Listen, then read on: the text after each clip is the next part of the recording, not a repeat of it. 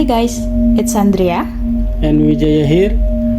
Welcome to our channel, Before You Sleep. Cerita ini dialami oleh gue sendiri. Tapi kali ini ceritanya agak sensitif. Jadi mohon banget untuk disikapi dengan bijak. Kita juga ingin tegaskan, dalam cerita kali ini tidak ada maksud untuk menyinggung pihak manapun. Semua tokoh dan lokasi kejadian akan kita samarkan. So, just tonight, in the middle of the night, let's start it.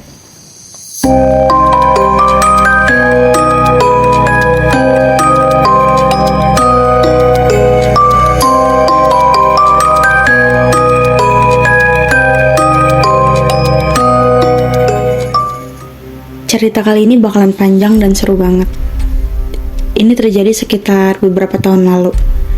Jadi gue punya sahabat, sebut aja Gita. Gue kenal Gita itu dari umur 16 tahun. Anaknya tuh udah baik banget. Sumpah baik banget. Nah, sifat baiknya ini kadang yang disalahgunakan sama orang. Gita ini anaknya udah cantik, humble, easygoing, banyak temennya. Udah gitu single lagi. Terakhir pacaran tuh sekitar pas masih SMA. Jadi paham dong gimana buaya-buaya tuh banyak banget yang ngedeketin dia. Tapi mungkin karena Gita anaknya cukup sulit untuk membuka hati, jadi ya nyaman-nyaman aja walau sendiri. Tapi jauh sebelum terbentuk sifat aslinya yang sekarang, dulu dia itu anaknya bertolak belakang. Dia itu pendiam, sering menarik diri dari pergaulan, enggan bersosialisasi, dan gak percaya diri. Kita sebenarnya dari kalangan orang yang cukup berada, tapi hartanya habis-habisan karena papanya sempat main gila sama cewek. Terancam jadi anak broken home, bikin sifat dan sikap Gita itu selalu cuek dan dingin ke keluarga.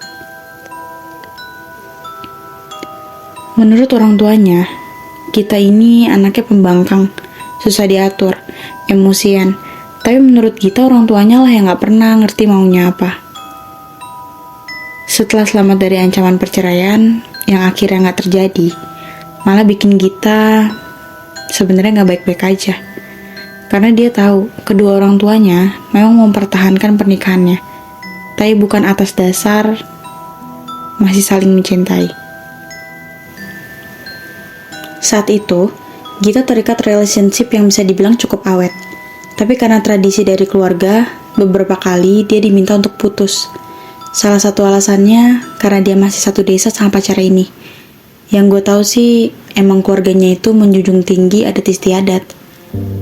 Tapi hubungannya masih tetap dilanjutin. Sampai pas lulus SMP, Gita pindah ke Jakarta untuk lanjut SMA dan cowoknya juga ikut. Cuma saat itu cowoknya udah kerja. For your information, emang mama papanya Gita ini tuh udah lama menetap di Jakarta. Jadi karena saat itu kita sekolah di kampung, ya sesekali mereka pulang. Jadi di salah satu kejadian, dia sempat dikasih boneka sama pacarnya, sebut aja Putra. Tapi neneknya meyakini ada sesuatu yang gak beres sama boneka itu. Karena dianggap ketidaknurutannya Gita ini pasti ada sangkut pautannya sama Putra. Akhirnya boneka itu disembunyiin dan Gita dibawa ke rumah saudaranya untuk diobati. Katanya Gita ini udah kena guna-guna. Sejauh yang gue lihat, Gita ini emang anaknya bucin banget. Kalau ada problem dikit sama hubungannya, dia rela nyamperin pacarnya yang tempat kosnya itu lumayan jauh dari tempat dia tinggal. Cuma buat ngelurusin masalah. Sampai setiap ada jam kosong di kelas, dia bakal pakai untuk teleponan. Nah, setelah Gita datang ke rumah saudaranya yang dari mamanya ini, dia dikasih air putih yang diyakini udah ada doanya, kemudian dia diperbolehkan pulang. Dia yakin banget kalau beberapa waktu setelahnya dia ngerasa gak sebucin biasanya. Kalau si Putra ini gak ngasih kabar, ya udah biasa aja. Kalau mereka lagi berantem, ya Gita gak ngelakuin hal biasa kayak yang effort untuk nyamperin cowoknya. Bener-bener flat. Tapi dia tetap ngejalanin hubungan backstreetnya itu walaupun keadaannya mulai gak baik. By the way, orang tuanya itu emang benar-benar ngelakuin berbagai cara buat misahin anaknya ini dari si Putra. kayak membatasi akses telepon, pakai kendaraan, tapi terus-menerus dipantau dan ditelepon lagi di mana, sama siapa. Dan selalu nama gue yang dijual buat bikin orang tuanya percaya. Jujur sih, gue berteman sama dia ini tuh agak shock kultur. Karena jauh sebelum gue memutuskan untuk buat podcast dan berbagi pengalaman, semua cerita mistis yang dialami gue atau orang lain itu ya nggak berarti apa-apa. Ya karena gue nggak percaya kalau gue belum lihat sendiri. Gue cuma sekadar percaya kalau di dunia ini kita itu memang hidup berdampingan. Bayangin Jay, gue yang hidupnya jarang banget peduli sama hal-hal gitu, tiba-tiba berhadapan sama sesuatu yang nggak bisa dipikirkan pakai logika. Di tengah-tengah mereka, gue tuh bener-bener ngerasa gila.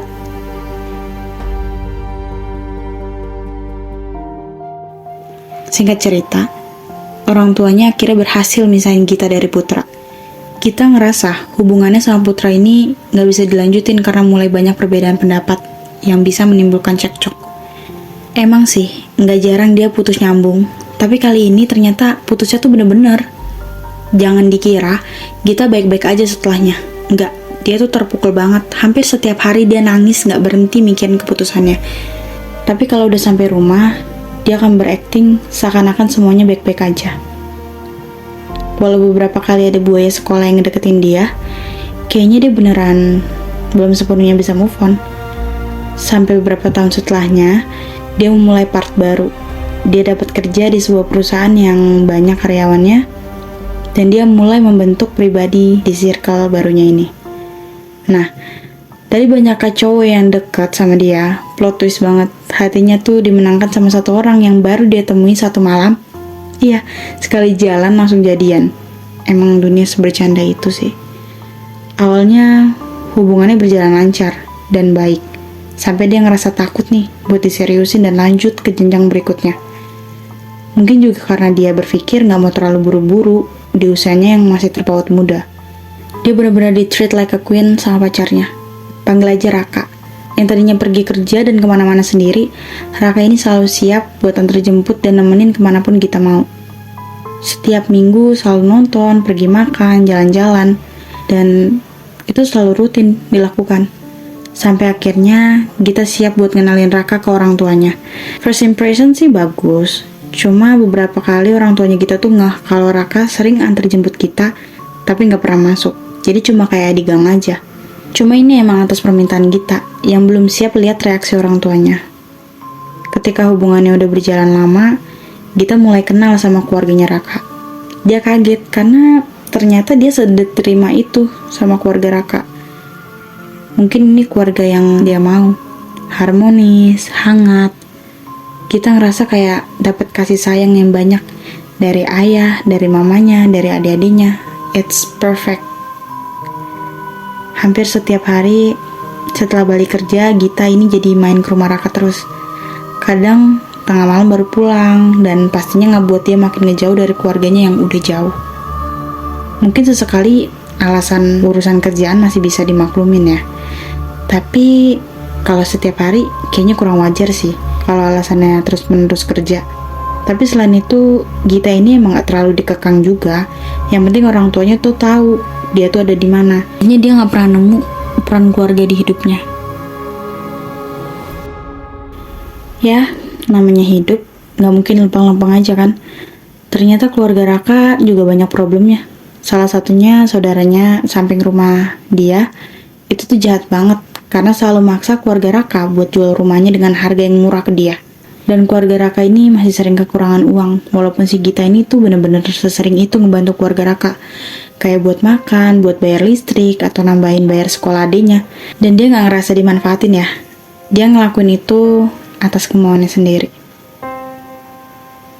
Singkat cerita, orang tua Gita mulai lagi nih gak suka lihat Gita pacaran sama Raka.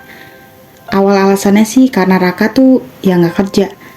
Saat itu emang Raka lagi nganggur, tapi kita ngerasa Raka tuh banyak sampingannya. Jadi dia tetap punya pemasukan. Cuma ya tetap orang tuanya tuh gak suka. Karena menurutnya anaknya ini tuh makin liar pas pacaran sama Raka. Ketika orang tuanya mulai cerita ke saudaranya yang sempat berhasil bikin Gita lepas dari Putra, saudaranya minta Gita dibawa ke rumahnya secepatnya. Setelah ibunya bicara sama Gita, akhirnya Gita mengiyakan. Tapi Gita ini tuh nggak tahu niat asli ibunya ngajak Gita ke rumah bibinya itu untuk apa. Panggil aja Bibi Mai. Setelah sampai di rumah Bibi Mai, dia disuguhi minum. Namanya tamu kan, dia di sana mulai dikasih ujangan tentang baiknya hubungannya tuh gimana. Ya dia ngerasa dipojokin, dan dia ngerasa kalau dia tuh dibohongin sama orang tuanya. Bibi Mai di sana ngebaca sifat-sifatnya Raka yang katanya selengean, kurang tata krama, dan lain sebagainya. Tapi karena ini bukan Gita beberapa tahun yang lalu, di situ dia nggak bisa iya-iya aja. Dia juga sempat mengalami krisis kepercayaan. Bibinya meyakini Gita ini tuh udah diguna-guna sama keluarganya Raka. Case-nya sama kan? Kalau sebelumnya dia diguna-guna sama pacarnya alias si Putra, ini tuh katanya dia diguna-guna sama keluarga pacarnya. Gita juga diminta untuk jangan terlalu sering ke rumah Raka. Bibinya tuh akan berupaya untuk menyembuhkan guna-guna itu yang udah bersarang lama di badan Gita. Gita berusaha melewati hari-hari selanjutnya kayak biasa. Dia tetap bersikap seperti nggak ada apa-apa. Dia memilih diem. Sampai saat Gita ngerasa capek banget dan dia ngerasa badannya tuh kayak sakit semua. Dan ini adalah hal yang gak wajar. Karena ternyata di rumahnya ibunya Gita juga ngerasa begitu. Gita mulai beraniin diri buat cerita sama Raka. Raka jelas kaget. Dia berani bersumpah kalau dia tuh gak tahu menahu soal ini. Tapi saat itu keluarganya Gita udah terlanjur benci sama Raka. Raka bersikeras mau ke rumah Gita buat meluruskan soal ini. Dia mau minta maaf atas nama orang tuanya karena dia benar-benar mau serius sama Gita. Tapi Gita melarang karena situasinya benar-benar gak kondusif. Gita ngerasa hawa badannya saat itu tuh panas banget. Gak enak. Kayak semua badannya tuh panas. Akhirnya dia sholat. Tapi Gita tetap ngerasa sekujur tubuhnya tuh makin panas. Padahal sebelumnya dia tuh sama sekali gak pernah ngerasain hal kayak gini. Singkat cerita, ketika Gita lagi main di rumah Raka, tiba-tiba aja ibunya bertanya, mungkin karena Gita ini kelihatan depresi dan sedih. Gita kenapa diem aja? Lagi ada masalah ya? Dan yang lebih bikin kaget lagi, ibu Raka tuh tahu semua hal yang dialami Gita dan keluarganya. Setelah Gita dikasih tahu sesuatu, di situ Gita benar-benar nangis kejer. Orang tua Raka tuh tahu kecurigaan dan tuduhan yang dituju kepadanya. Tapi kayak yang gue bilang tadi, Gita ini tuh lagi ngalamin krisis kepercayaan, jadi dia nggak percaya sama siapapun.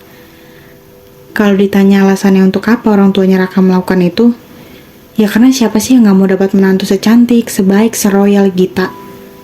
Alasan ini juga diperkuat karena ibunya juga percaya hal-hal di luar nalar loh.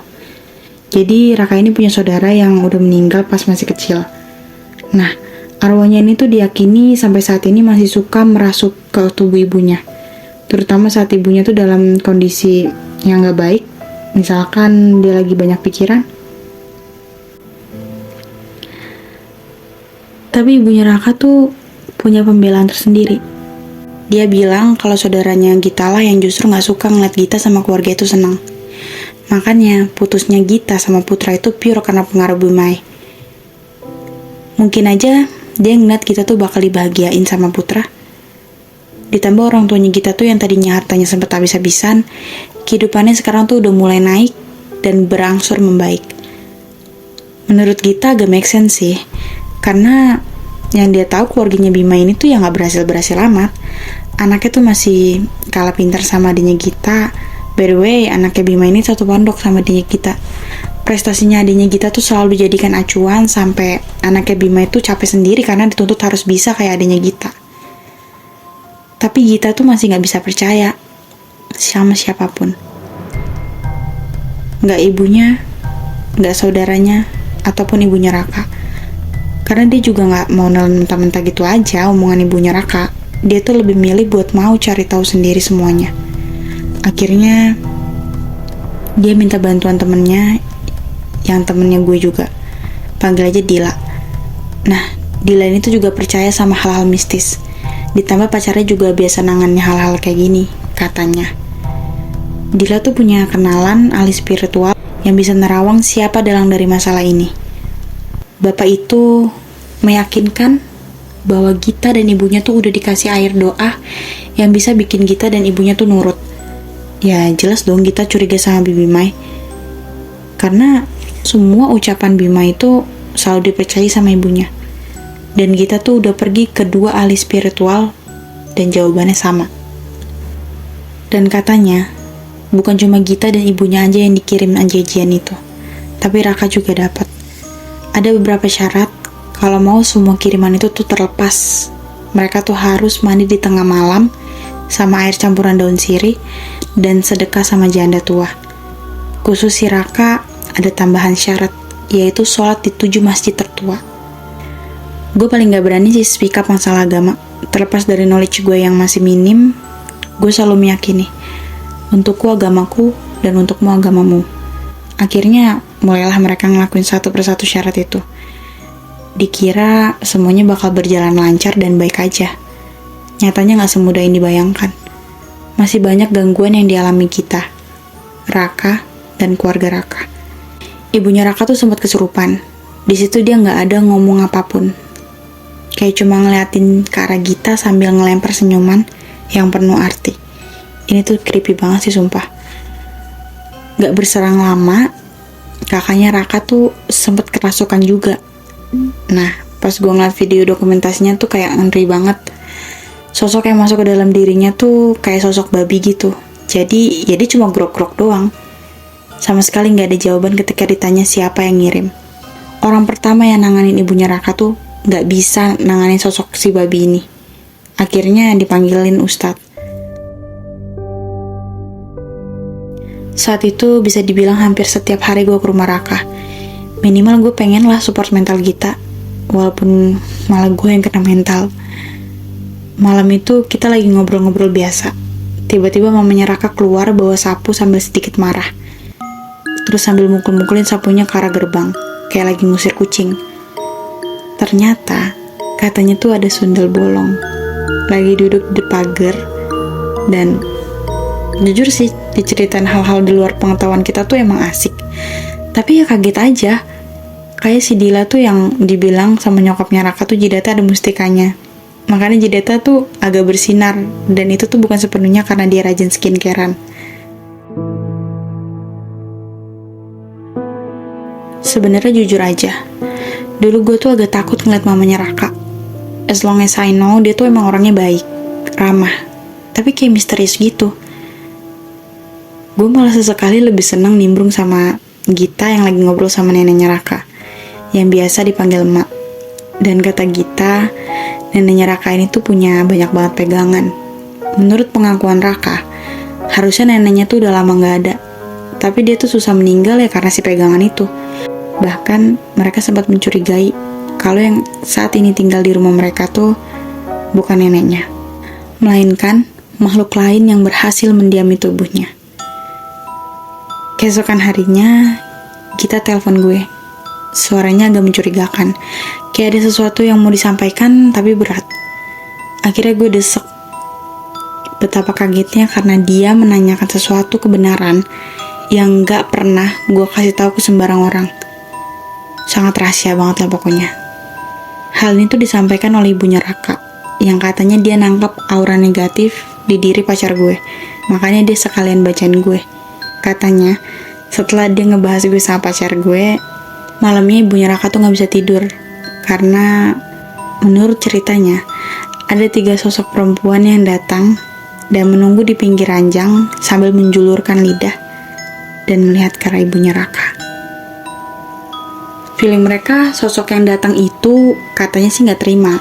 By the way, cowok gue ini tuh orang Banten, tapi lahir dan besar tuh di Jakarta.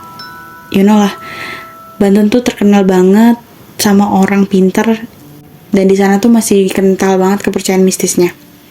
Jadi ya, ada kali seminggu gue overthinking ke cowok gue. Tapi selain itu, dia juga bilang kalau ada sosok yang ngejaga gue. Katanya sih turunan dari ayah. What the hell man? Gue tau banget ayah gue tuh orangnya lempeng-lempeng aja. Bisa dibilang terlalu polos dan apa adanya. Jadi hal yang ini tuh gak bisa gue percaya sih.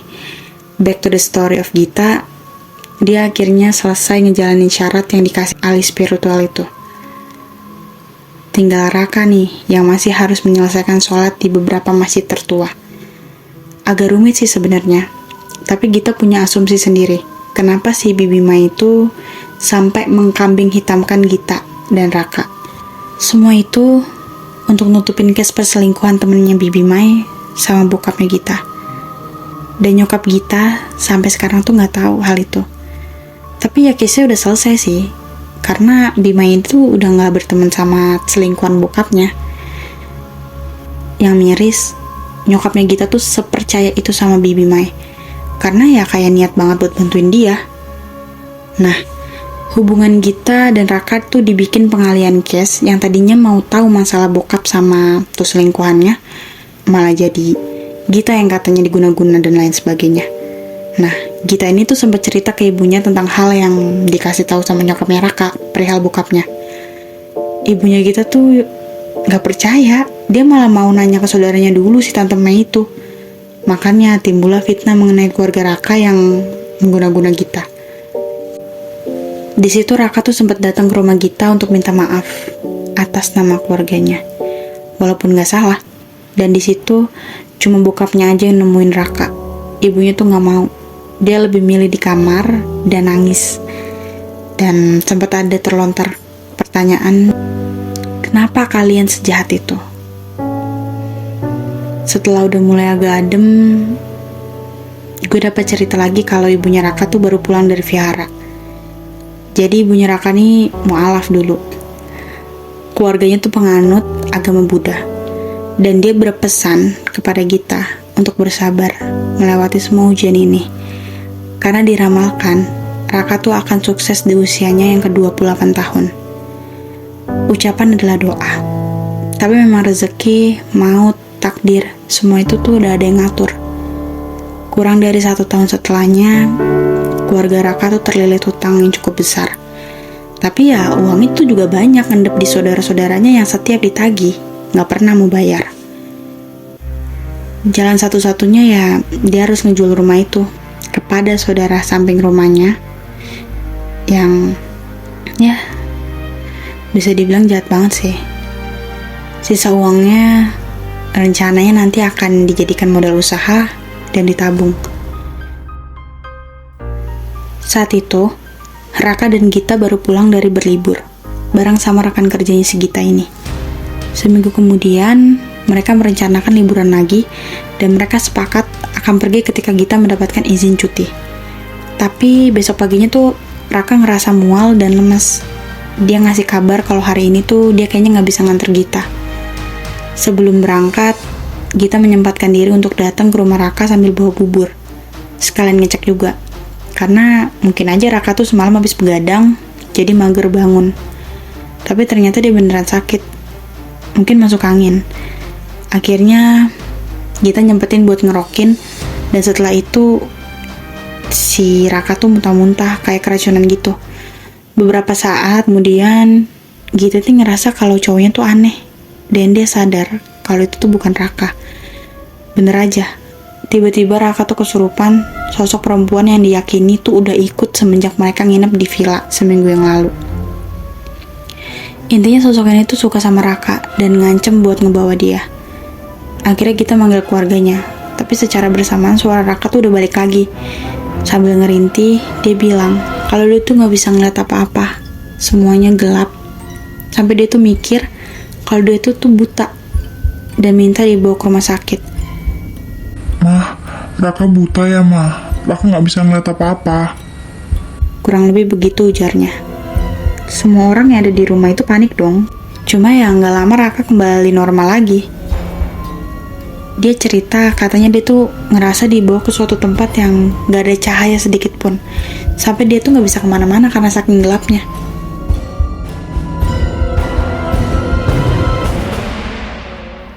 Raka minta Gita untuk nemenin dia dan jangan pergi kerja hari ini. Tapi Gita tuh masih bimbang. Akhirnya dia izin untuk datang telat. Setelah Raka tidur, Gita berangkat kerja pakai motor Raka. Sebenarnya Gita ini juga nggak tenang ninggalin Raka, karena dia yakin nggak akan bisa fokus juga kerja. Sampai di jalan, dia sempat kena tilang juga. Sore hari, sekitar jam 3-an, Gita tuh dapat telepon dari adiknya Raka dan minta Gita buat segera pulang karena Raka tuh mau dibawa ke rumah sakit. Setelah sampai, Gita tuh ngeliat rumah Raka tuh udah rame orang.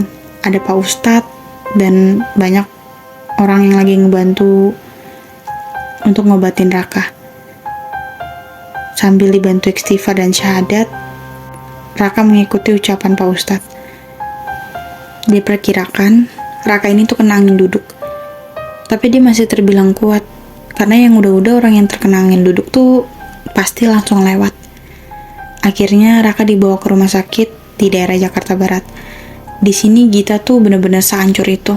Dapat kabar kalau Raka itu kena gagal ginjal dan komplikasi. Saat itu Raka sudah dinyatakan koma. Dokter sih mau aja nyaranin buat cuci darah, tapi itu nggak ngejamin kesembuhan untuk Raka. Karena di tubuhnya Raka tuh kondisinya udah nggak baik. Sampai Raka tuh dinyatakan meninggal dunia. Gita langsung ngabarin Dila, ngasih tahu kalau Raka tuh udah nggak ada. Di sini Dila langsung cepet-cepet nelpon gua dan ngasih kabar hal yang sama. Raka udah nggak ada. Ya gue jelas nggak percaya lah. Akhirnya gue berangkat ke rumahnya dan bener aja. Di sana udah ada bendera kuning yang bertuliskan namanya. Dengar berita ini benar-benar kayak kesambar petir. Kita dan keluarga Raka pulang lebih dulu ke rumahnya untuk menyiapkan perlengkapan yang dibutuhkan. Sedangkan Raka masih berada di RS. Semua proses pemakaman berjalan lancar. Banyak banget orang yang datang untuk ngedoain Raka. Gue ikut hancur sih ketika bokapnya Gita datang bawa ambulan untuk mengantarkan Raka ke peristirahatan terakhirnya. Gita di sana sempat bilang, "Sekarang papa seneng kan?" Papanya langsung meluk Gita. Gue yakin sih, bukan ini yang papanya mau. Lihat anaknya terus-menerus luka, tapi gak berdarah. Seminggu setelah kepergian Raka, jelas ini pukulan berat buat kita. Sebelum itu, ibunya Raka sempat bercerita kalau dia udah tahu Raka tuh mau pergi dalam waktu dekat. Karena dia ngeliat ada makhluk berjubah hitam yang terus-menerus mengawasi kamar Raka. What do you think, guys? Intinya kematian itu bisa datang kapan aja, tanpa mengenal usia, tua, ataupun muda. Apabila ajalnya tiba, mereka tidak bisa meminta penundaan atau minta dipercepat walaupun sesaat.